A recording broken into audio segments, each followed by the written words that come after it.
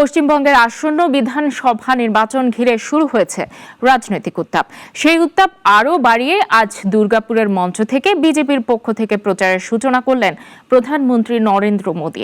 সরাসরি আক্রমণ করলেন তৃণমূল সরকারকে। দুর্গাপুরের নেহেরু স্টেডিয়ামে সমর্থকদের ঢল, মঞ্চে প্রধানমন্ত্রী মোদী। বাংলা জয় করার সংকল্পে বিজেপির পরিবর্তন সংকল্প সভা। তার দাবি, তৃণমূল সরকারের সময় ফুরিয়ে এসেছে, বাংলাকে দুর্নীতি থেকে মুক্ত করতে এবার বিজেপিকে দরকার। মঞ্চে বক্তব্যের আগে ৫,৪০০ কোটি রুপির উন্নয়ন প্রকল্পের উদ্বোধন করেন প্রধানমন্ত্রী। আর সেখানেই বাংলার শিল্প পুনর্জাগরণের প্রতিশ্রুতি দেন তিনি।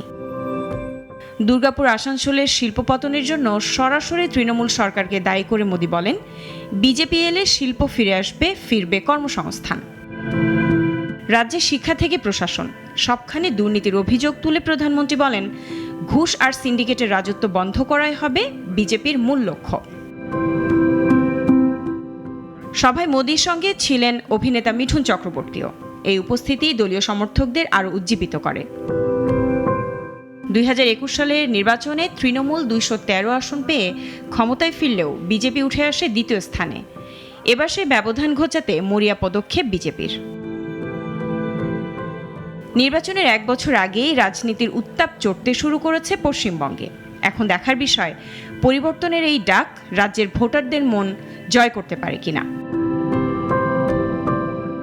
লায়লা নাজনীন, নাগরিক।